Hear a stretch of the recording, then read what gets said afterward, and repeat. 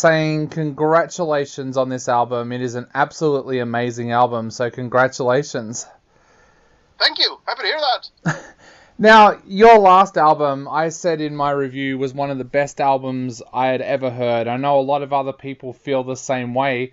Did you feel pressure going into this album because the last album was such a fantastic album? Well, not really, because we were lucky, because we didn't think about it.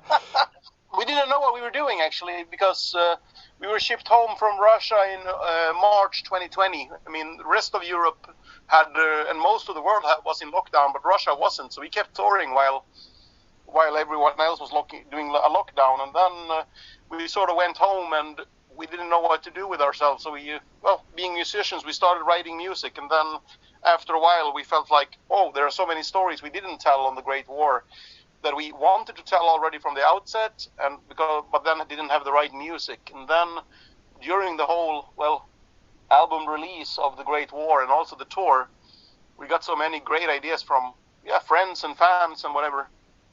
So we thought, should we make another one?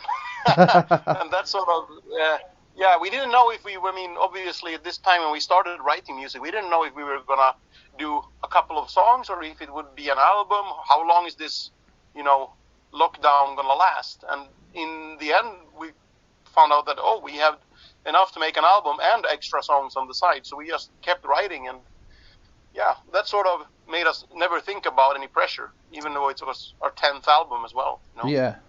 Now, for the people listening that haven't had a chance to hear the album yet, what were some of the stories that was left over from the Great War that you wanted to tell on this album? The two ones that we really, really wanted to get already on the Great War but didn't have the right music for is going to be the story of the Harlem Hellfighters, which is represented by the song Hellfighters on this album. And then, one most people have already heard, the Christmas Truce. Yep. That's such an amazing story, and I know for myself, I studied what they call here in Australia war history during my time at high school, and I learnt about the Christmas Truce. It's such a visual and amazing thing that happened. How difficult was it for you to sit down and write a song about that? Because it's something that was truly beautiful in the middle of a war. Well, it is really difficult. That's why we didn't get it on the Great War, I guess. It's one of my favorite, wartime stories or stories from military history of all time. So we wanted it to be a really good song, but we knew we couldn't handle it normally. It's not a Christmas song. I mean, it takes place in Christmas, but it's not like we're competing with Mariah Carey. But on the other hand, we had to include the fact that it's Christmas is so central to the story, because otherwise there wouldn't have been a truce at all. Yeah. So it was a fine line to walk there, and how do we tell this story in a good way that the story deserves? We felt pretty, instantly that we couldn't do a double kick drum fast thing going on here. Yeah. That it turned out to be a waltz wasn't something we figured out until later when the song was already done almost, Yeah, and the intro to Christmas Truce is so beautiful. How long did it take for you as a band to work out that really beautiful intro? I was actually sitting here where I'm sitting right now in the studio and playing around. I usually start on, it could start on guitar or piano for songwriting, but in this case, I don't know how I started. I mean, obviously we have, I think you have Carol of the Bells in Australia as well, yes, right? Yep. And I sort of borrowed that, that rhythm, and played around until I found this. And kept on going, and I don't know.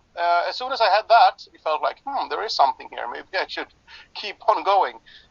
So it's just it sounds like a boring answer, but in this case, it was no case of creative flash of inspiration. It was actually sitting down and playing around and trying again and again and again and again until you get it right. Definitely. And of course, the other track that our listeners have already heard is Soldier of Heaven. That's a track that whenever I hear it, I feel like I'm listening to a soldier's diary entry. Was that something that really resonated with you when you wrote that song, that you wanted it to sound like a diary entry? Actually, that would be Pat who wrote the lyrics to that, and I had nothing to do with the lyrics whatsoever on that one. Normally we write most of the lyrics together, but it's usually me or me and a guitar player in the band who writes the music, and then me and Pat, we worked out the concept and the main stories. Sometimes we have suggestions, so we already know what, not the lyrics for a song, but what a song is going to be about, for example. Yeah. But we don't have the lyrics yet. And in the case of Soldier of Heaven, I'm afraid it's going to be such an unsexy answer. It's going to destroy a lot of people's fantasy or dreams of what it could have been. It was actually me and Chris being tired of fiddling around with the song Hellfighters. You probably heard the album. Yes. Yeah, you had Yep. So we were working with the song Hellfighters, and that is pretty damn hard, pretty heavy, and a lot of technical stuff happening on guitars and stuff. And we got tired of it. We needed a break, so we thought it shouldn't be this hard. Let's make something that cannot have any complicated guitars or anything complicated happening in it. And we started writing what became the music to Soldier of Heaven. And yeah, we were having a blast. I mean, we really enjoyed doing that. And Pat came by and said, "Oh, that's really catchy." We didn't even think that we were writing anything for the album. And Pat really liked it, so he thought, "Oh, I think I have a story for this one. Can I take that one?" Yeah, sure, grab it. So, Wow. from mine and Chris's point of view, there was no grand master plan to that song. That was just a way to blow off steam, sort of. But that's how it is sometimes, you know. Yeah. One of the things that we have access to here in Australia is that every capital city has what they call a shrine, which is a memorial to all of the wars that Australia's ever fought in. And one of the things that you can actually do there is go in and read the diaries of soldiers that have been donated to the shrines. And when you read those diaries, they're so fascinating. Is that something that you do when you're doing research for an album? Do you try to find things like soldiers' diaries to sit down and read to get some of those stories and to get them from a personal perspective? Yeah, sometimes that's the most interesting way to tell a story. It's from a person's point of view. Sometimes we really do. It's a lot to go through. So, I mean, if we feel like we need another angle, we will try to find that. But it's not our first mode of research. That would be to get a big picture of what was happening, and then try to zoom in. Yeah. For example, the song. This is way back though, but when we did the song Stalingrad, I did an insane amount of research. I mean, I watched every movie, documentary, and read every book I could get my hands on. And I don't think I've ever researched a story more. And I mean, it's a huge battle. But at the end, when I was, several months later ready to write the lyrics, I felt like I'd forgotten half of what I'd learned, but I still had too much. I didn't know where I was going to start, even. Yep. I had the music, but I couldn't figure it out. But then I found online, this is back in 2005, 4. So, I mean, Wikipedia wasn't such a big thing back then, in 2004. But I managed to find somebody had translated a Russian soldier's diary. And that became the basis for the song Stalingrad. Definitely. What's some of the more interesting things that you've found in diaries over the years? Because I know for me, my entire family here, every generation has fought in a war. And one of the best things I ever read was my great-great-great-grandfather's diary that he wrote during the Boer War. And just to read the fact that he went to war excited and thought it was an adventure and then realized what the hell it was when he was there was just something that changed my opinion on the whole thing. What's something that you've learnt and it's really stuck with you that you've read from one of those diaries? Well, along the same lines, actually, what you took away from it. It's in many cases, the further back you go in history, the more heroic it might seem, because obviously they didn't have TV or YouTube back then, so they hadn't really seen the horrors of war really firsthand. And what every soldier basically knew was what the government wanted them to know. Yeah. Back in those days. So it is in many cases sort of people going to war realizing, because they read the state propaganda, that the opposing soldiers would be eating children or be stupid or be retarded, whatever, all kinds of falsehoods. But at some point during this conflict, they realized that, well, I actually have nothing against this guy on the other side of the trenches. Well, if it wasn't for this, we might have been friends, because it turns out maybe they met on the Christmas cruise. They liked fishing, both of them, or jazz music, whatever it was, Yeah. We have a beautiful song here in Australia, and I don't know if you've ever heard it. It's by a band called Red Gum, and it's called I Was Only 19, and it's about the words of a young soldier taken from a diary who went to the Vietnam War, and he said the war here in Australia was pitched as a place that you could go and drink beer with your mates, and you'd meet women. That was basically the way the war was sold to them. And he said then they got there and they were stepping through landmines and watching friends get blown up, and it's just so beautiful, that track. I don't know if you've ever heard it, but it's such a beautiful... I've heard it. I don't remember much of it, but I know I've heard it. Yeah, it's such a beautiful track, and so many of your lyrics on this album reminds me of that personal nature of that song. Yeah, but that's the most interesting, in many cases, the most interesting point of view is from the individual soldier. I mean, sometimes you need to zoom out, but that's always our first priority, to see things from the eyes of the soldier. No matter which soldier. I mean, sometimes the crazy fucked up ones makes the better stories. But it's a big conflict like World War One can be really boring if you zoom out too much and you look at it, basically. So this Austrian guy gets shot in Serbia, so the British could go fight the Germans in France, and the Australians could go to Turkey and die. That sounds fucked up, and it is. Yeah. But it also was like, why? And it's not really anything there that grabs your interest. On the other hand, if you start to tell stories from a human point of view, these individuals, I mean, especially when educating kids, if you tell these fantastic 2, 3, 4 stories, and everybody's imagination will light up and they'll want to know more, and then they'll sort of want to expand their knowledge. So I think that would be the smarter way of teaching history, as opposed to as it's done today, because we start out with a big picture, and then, well, to a certain extent, we need that to be a functioning human being in our society. But we start out with a big picture, and then you only dig a little bit, but not much. But all the interesting stuff is really zoomed in. So I think it might have been better to start with a few stories and get everyone excited and, wow, hooked on this stuff, and then sort of expand and zoom out and get the bigger picture later. Definitely. You mentioned before about being pulled off tour because of the pandemic, and that gave you time to work on these tracks. Did that change the way that you actually wrote the album? Because I don't know what the lockdowns ended up being like there, but the lockdowns here in Australia meant that we couldn't go to each other's homes and things like that. Did it change the way that you went about writing this album? No. Actually, two-part answer here. If it wasn't for the pandemic, this album wouldn't have existed at all. We'd still probably... we probably wouldn't be on tour still, but we would have been until late last year, I guess. Yeah.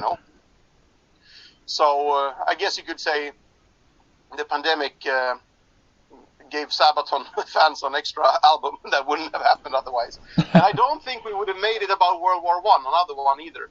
Now we had those stories we wanted to tell, but we couldn't incorporate. We had, the stories we came across during the tour.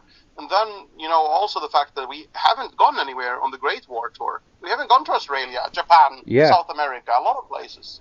And like, if we would have done an album about the Napoleonic era, for example, that would sort of make the Great War songs feel sort of irrelevant on our next tour.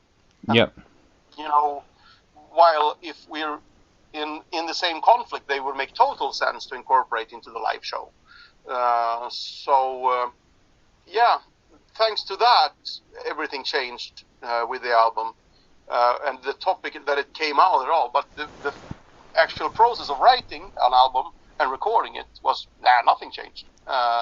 We didn't have hard lockdowns. Norway had one for a while where I'm at the moment, but I live only an hour and a half from the Swedish border.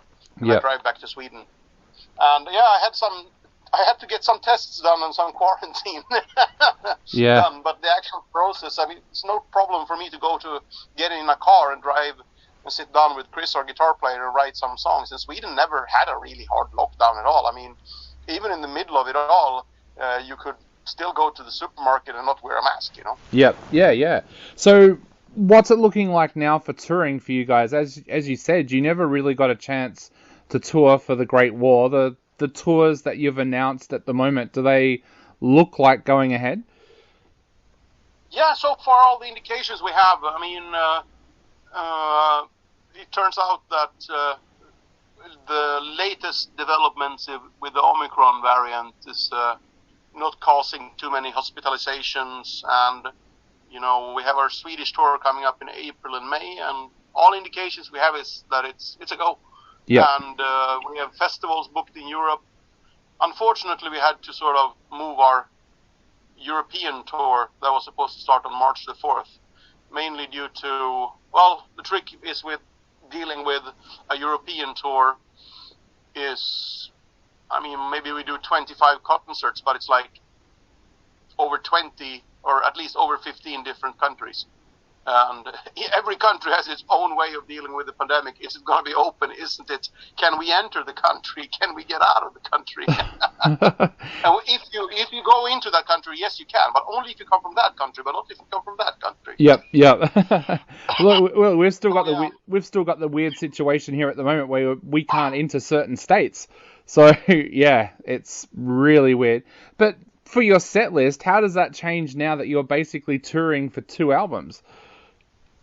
That would be different, I guess, if we've been to that city before, or that area, I should say, before on the Great War tour. If we would play, I'd say Frankfurt, we played there, then we might have 1 or 2 songs less from the Great War album, and maybe play 1 or 2, let's say 1 older song, and then 1, I'd say one of the singles we released during this time, standalone singles maybe. Yep. While if we would go to Australia, there would be some more from the Great War album, and I guess also we'd dig up Cliffs of Gallipoli, because that's something that's nice about being in Sabaton. Our set lists really change depending on where we're playing, because our songs are very vastly different in popularity. Definitely. Depending on the country we're playing in. So while we couldn't get away with not playing 40-1 in Poland, if we don't play it in Australia, it's not going to be a big disaster. So from that point of view, it's kind of nice. So our set lists change all the time. Even if we go on tour and only play sort of 20 songs a night, or 19 or whatever, we still have to rotate around 30 songs. Well, I don't know if you realize, but 82nd All the Way was the most requested song on our show last year here in Australia. Yep, it was. I'm happy to hear, but I had no idea.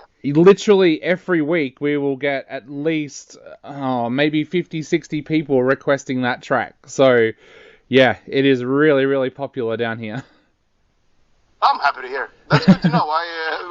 We'll have to remember that when we definitely. And I guess that's come down. I guess that's a good way to close off the interview. when everything opens back up, will you guys look to be coming to Australia sometime soon? And what would you like to say to all of your Australian fans out there before they get a chance to sit down and listen to this brand new album? Oh, well, first of all, thank you for the good times. Always a pleasure to visit Australia. Unfortunately, we haven't been able to do this as much as we'd like. And yeah, we haven't been much of anywhere lately, actually. But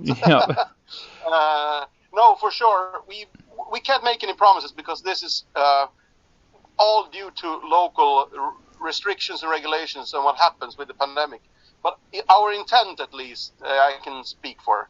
Our intent is to prioritize the countries we didn't get to visit when on the Great War Tour, and make sure we get them in as fast as possible. Everything from timing to can change all of that, but we are looking into Australia at the moment. I know for sure. Definitely. Well, thank you so much for taking the time to chat to us tonight. It's been an absolute honor having you on the show. We can't wait to see we cannot wait to see you in Australia, and thank you for 20 years of amazing music. Here's another 20. Thank you.